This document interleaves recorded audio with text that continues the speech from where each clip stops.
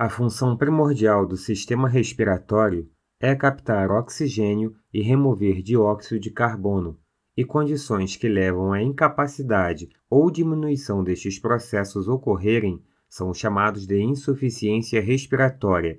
É necessário compreender conceitos fisiológicos cruciais antes de abordarmos o tema da insuficiência. O volume de ar que inalamos a cada ciclo respiratório é chamado de volume corrente e é de cerca de 500 ml.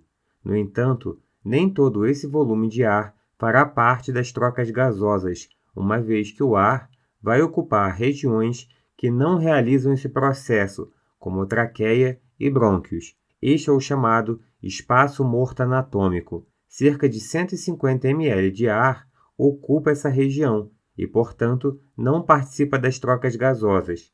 Dos 350 ml restantes, nem todo vai também participar das trocas. Isso ocorre pois nem todos os alvéolos pulmonares são adequadamente perfundidos, apesar de estarem sendo ventilados. Assim, o ar chega aos alvéolos, mas como não está sendo suprido por sangue, não há perfusão, e assim não há como haver trocas. Este compreende o espaço morto alveolar. A soma do espaço morto anatômico e alveolar é o espaço morto fisiológico.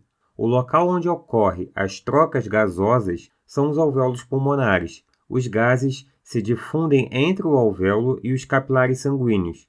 Veja que o oxigênio se difunde do alvéolo em direção ao vaso e o CO2 faz o caminho inverso, se difundindo do vaso em direção ao alvéolo.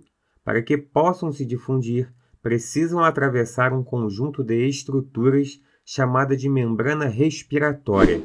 Apesar de formada por diversas estruturas, como ilustrada na imagem, a espessura é muito pequena, com média de 0,6 micrômetros. A área total de membrana respiratória em um homem adulto é de cerca de 70 metros quadrados, o que equivale a uma sala de 10 vezes 7 metros. A quantidade total de sangue nos capilares pulmonares é de 60 a 140 ml.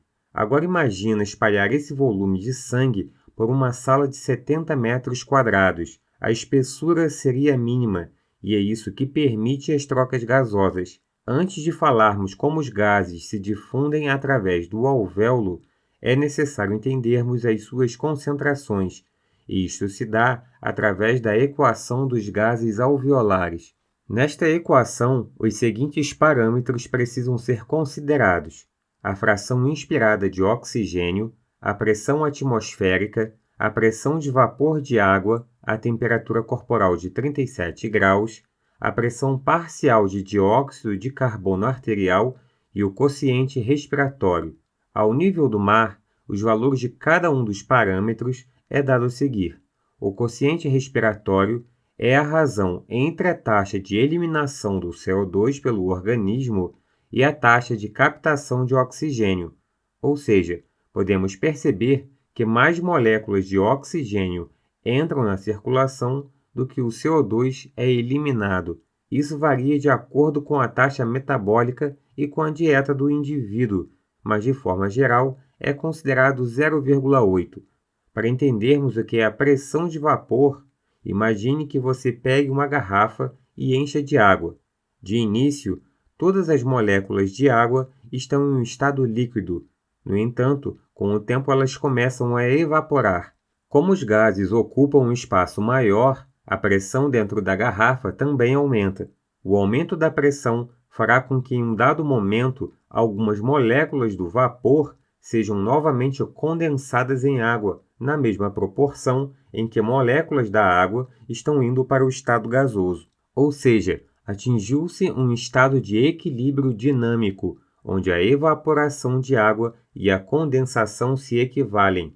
A pressão necessária para igualar esses dois eventos é a pressão de vapor. Assim, a equação dos gases alveolares é dada por pressão parcial de oxigênio é igual à fração inspirada de oxigênio vezes pressão atmosférica menos a pressão de vapor da água, menos a pressão parcial do CO2, dividido pelo quociente respiratório. Colocando os valores na equação, temos que a pressão parcial de oxigênio é de 99,7 milímetros de mercúrio, geralmente arredondada para 100 milímetros de mercúrio. Há uma certa variação na literatura, mas todos giram em torno desse valor. No sangue venoso que chega aos pulmões para ser oxigenado, a pressão parcial de oxigênio é de 40 milímetros de mercúrio. Portanto, a diferença de concentração do sangue para o alvéolo, o ΔP, é de 60 milímetros de mercúrio. A pressão parcial do CO2 no sangue venoso é de aproximadamente 40 milímetros de mercúrio. No alvéolo, a pressão parcial é muito similar, uma vez que o coeficiente de difusão do CO2 é 20 vezes maior do que o do oxigênio. Assim, os valores do sangue e dos alvéolos são muito próximos. Os dados da literatura variam para um valor de ΔP entre 0 e 5 milímetros de mercúrio.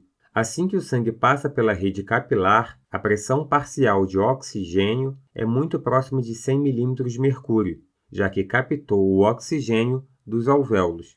Há 4 fatores que interferem na difusão dos gases através da membrana respiratória, que em conjunto são conhecidas como lei de Fick: a espessura da membrana, sendo a difusão inversamente proporcional a esta, ou seja, quanto mais espessa, menor a difusão; a área de superfície da membrana, quanto maior a área, maior a difusão; o coeficiente de difusão do gás através da membrana, quanto maior for este coeficiente de difusão, mais facilmente o gás atravessa a membrana respiratória; e a diferença de pressão parcial do gás entre os lados da membrana. Quanto maior for a diferença, maior a difusão. Os valores de pressão parcial dos gases geralmente são dados nas questões envolvendo fisiologia, então não é necessário preocupação de como obter os valores, mas para fins de conhecimento, é obtida através da razão entre a concentração do gás dissolvido e o coeficiente de solubilidade. Há 2 formas de como calcular a taxa de difusão de um gás através da membrana respiratória. Nesta fórmula, vemos uma delas, a chamada de taxa de difusão, onde ΔP é a diferença da pressão parcial do gás multiplicada pela área multiplicada pela solubilidade sobre a distância multiplicada pela raiz quadrada do peso molecular. Mas como o coeficiente de difusão é dado por solubilidade sobre a raiz quadrada do peso molecular, se soubermos este valor, podemos colocá-lo diretamente na fórmula e retirar estes valores da equação, tornando-a mais simples. Assim, a difusão seria o delta da pressão parcial do gás vezes a área vezes o coeficiente de difusão sobre a distância. Antes de continuarmos, se faz necessário uma breve explicação de outro conceito crucial para entender as insuficiências respiratórias, a relação ventilação-perfusão, também chamada de relação VQ. Idealmente, o oxigênio proveniente da ventilação deveria ser o suficiente para saturar o sangue completamente. Em um adulto saudável, 1 litro de sangue pode carregar 200 ml de oxigênio. 1 litro de ar seco possui aproximadamente 210 ml de oxigênio. Nessas condições, a relação ventilação-perfusão deveria ser de 0,95. Se formos considerar o ar umidificado, ou seja, apresentando vapor de água e assim carregando menos oxigênio, a relação ventilação-perfusão é em torno de 1, ou seja, o mesmo volume de ar e sangue devem passar pelos alvéolos para garantirem 100% de saturação do oxigênio. O valor real nos pulmões é de aproximadamente 0,8, sendo esta relação maior no ápice pulmonar e menor nas bases. Em um indivíduo em posição ortostática, tanto o fluxo sanguíneo como a ventilação são menores no ápice pulmonar. No entanto, o fluxo sanguíneo é consideravelmente menor que a ventilação alveolar, ou seja, na região superior dos pulmões, áreas que estão sendo ventiladas, mas não estão sendo perfundidas, formando assim espaço morto fisiológico. A relação VQ na parte superior chega a ser 2,5 vezes maior que o ideal. Já nas bases pulmonares, há pouca ventilação em relação ao fluxo sanguíneo e, assim, uma pequena parte do sangue deixa de ser oxigenado, o que representa um shunt fisiológico. A principal causa desta variação é a gravidade, e por isso a relação ventilação-perfusão varia de acordo com a posição. Muitas bibliografias consideram a relação VQ ideal com o valor de 1, então, para fins explicativos, vamos adotar esta classificação. Em condições normais, como mostrado pela equação dos gases alveolares, a pressão parcial de O2 alveolar é de aproximadamente 100 mm de mercúrio, ficando entre a do ar inspirado, que é de aproximadamente 149 mm de mercúrio, e a do sangue venoso, que é de 40 mm de mercúrio. Já a do CO2 é de cerca de 40 mm de mercúrio, ficando entre a pressão do ar atmosférico, que é 0, e a pressão do sangue venoso, que é 45. Considerar dois cenários nos ajuda a compreender o que vai acontecer nos casos de alteração da relação VQ. Imagine que a ventilação alveolar seja igual a 0.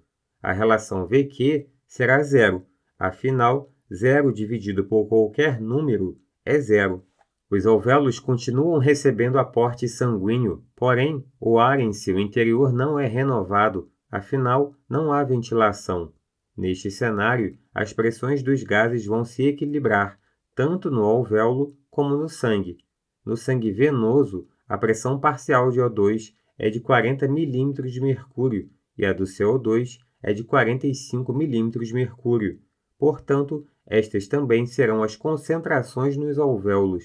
O saldo líquido de difusão se tornará 0. Neste caso, o sangue retorna ao coração pobre em oxigênio, o que é chamado de shunt. Importante ressaltar que um pequeno shunt ocorre em todas as pessoas e se trata da drenagem venosa dos pulmões. Parte das veias que drenam o tecido pulmonar drenam para a veia pulmonar, fazendo com que 2% do volume de sangue que chega ao coração vindo do pulmão seja pobre em oxigênio. Mas caso não haja fluxo sanguíneo, neste caso, dizemos que a relação VQ é infinita, já que não é possível dividir por 0, já que o resultado seria infinito. Aí, a consequência é completamente diferente. Os gases, ao atingirem o alvéolo, não terão para onde se difundir, afinal, não está passando sangue. Desta forma, as pressões parciais dos gases no interior alveolar se tornam iguais ao do ar atmosférico, com uma pressão parcial de oxigênio de 149 mm de mercúrio e 0 mm de mercúrio de CO2. Observe agora como fica no gráfico as pressões parciais de acordo com as mudanças nas relações VQ. Veja as diferenças nas relações VQ igual a 0, normal e infinita. A pressão parcial dos gases nelas mudam de acordo com os fenômenos que acabamos de ver. Visto todos estes aspectos fisiológicos, vamos agora ver as insuficiências respiratórias. De início, um conceito geral é importante ser salientado. Se a causa da hipóxia é o mau funcionamento da membrana respiratória, a tendência é que ocorra hipóxia, mas não hipercapnia. Isso ocorre em decorrência do fato do CO2 ter um coeficiente de difusão 20 vezes maior que o do oxigênio, sendo muito menos afetado por um aumento na dificuldade de difusão através da membrana. Além disso, o centro respiratório é estimulado pela concentração de CO2. Assim, caso sua concentração no sangue suba, ocorrerá aumento da ventilação pulmonar, corrigindo a hipercapnia, mas não necessariamente corrigindo a hipóxia. Claro, em casos muito graves, a hipercapnia vai ocorrer. Caso a causa da hipóxia seja a hipoventilação, aí sim poderá ocorrer hipercapnia, visto que não haverá volume de ar para remover ambos os gases. No entanto, uma hipoventilação menos grave poderá levar à hipóxia sem levar à hipercapnia. A insuficiência respiratória do tipo 1 ocorre quando o sistema respiratório não é capaz de suprir o corpo com a quantidade adequada de oxigênio, levando ao quadro de hipóxia. A pressão parcial de oxigênio é inferior a 60 milímetros de mercúrio. Os níveis de dióxido de carbono no sangue estão normais ou diminuídos, estando abaixo de 50 milímetros de mercúrio.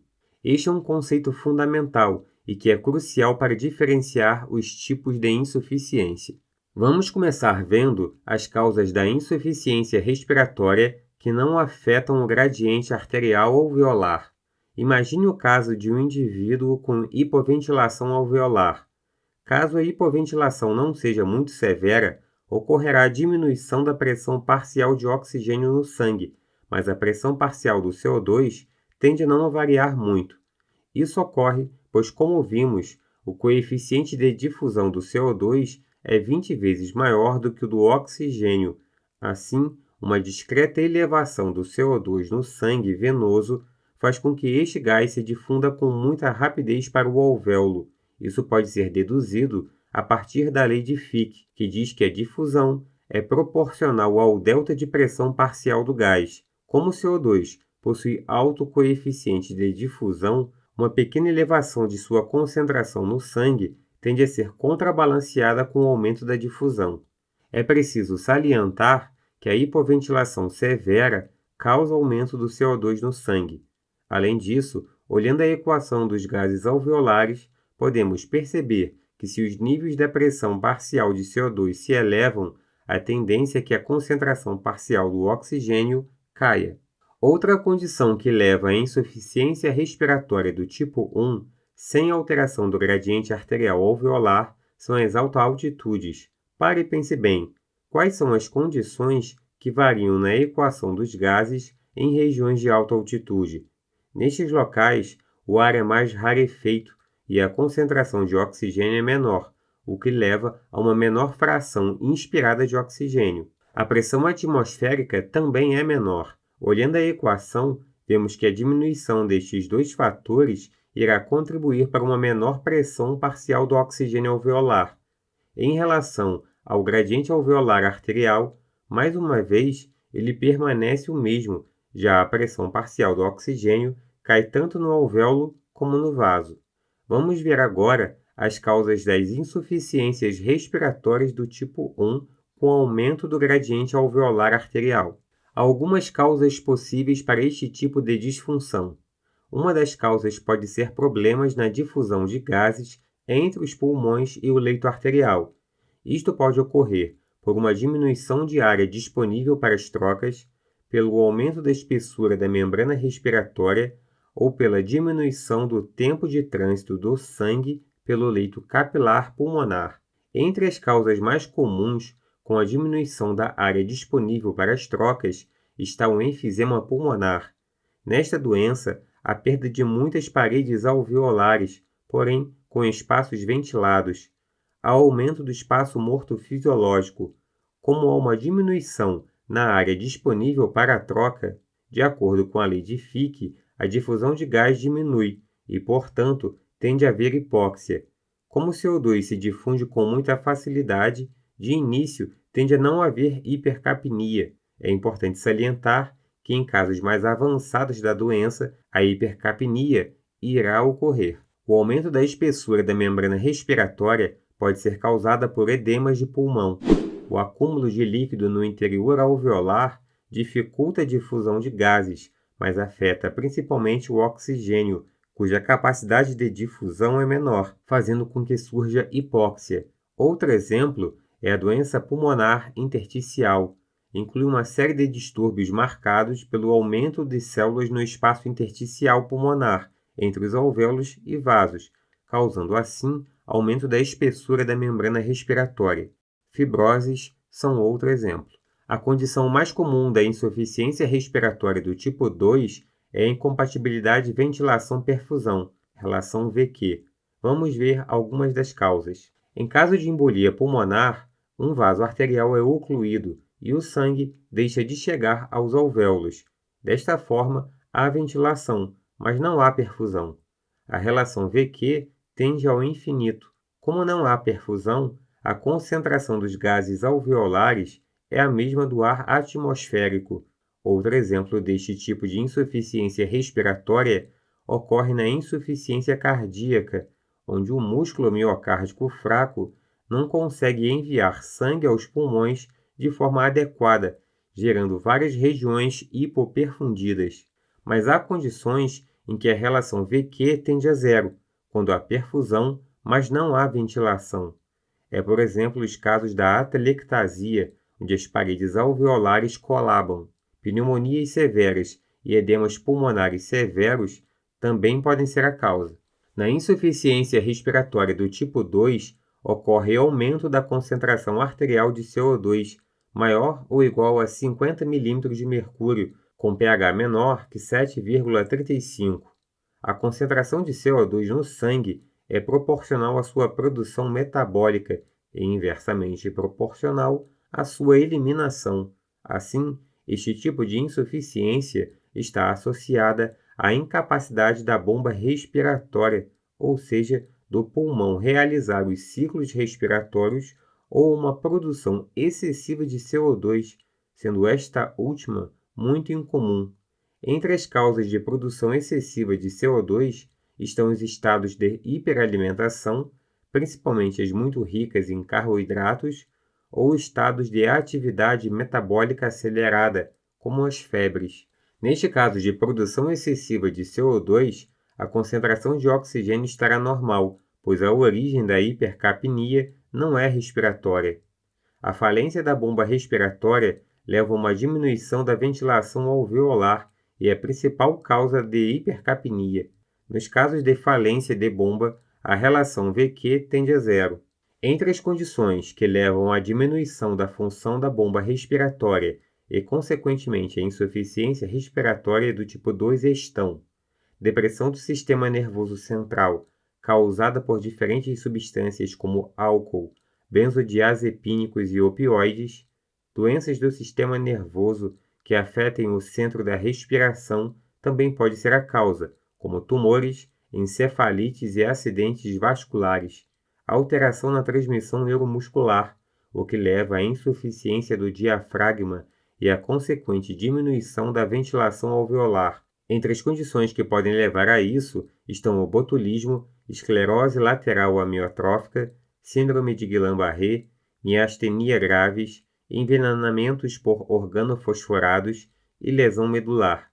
A poliomielite já foi uma causa muito comum para este tipo de insuficiência, no entanto, está erradicada na maior parte do planeta. No enfisema pulmonar avançado, como o ar fica aprisionado no interior dos pulmões, a movimentação do tórax fica muito limitada devido à hiperinsuflação pulmonar, dificultando muito a ventilação, uma vez que o ar entra, mas sai com muita dificuldade. A insuficiência também pode se dar por alterações torácicas, como cifescoliose, obesidade e fraturas. Estas alterações dificultam a movimentação da caixa torácica, levando à hipoventilação. Há também as condições que afetam a capacidade contrátil dos músculos e que pode afetar o diafragma, como as atrofias difusas e distrofias musculares. Repare que neste exemplo, o problema é diretamente no músculo e não na transmissão neuromuscular. Outro fato que pode levar à insuficiência respiratória do tipo 2 é o aumento do espaço morto, sendo um exemplo a taquipneia. Algumas literaturas classificam as insuficiências do tipo 3 e 4. A do tipo 3 é associada à atelectasia. Como é comum ocorrer a atelectasia no período perioperatório, ela é chamada de insuficiência respiratória perioperatória. A insuficiência respiratória do tipo 4 ocorre em decorrência da hipoperfusão decorrente da atividade excessiva dos músculos respiratórios, o que leva à hipoperfusão cardíaca e potencial choque cardiogênico. Obrigado por assistir o vídeo e até a próxima.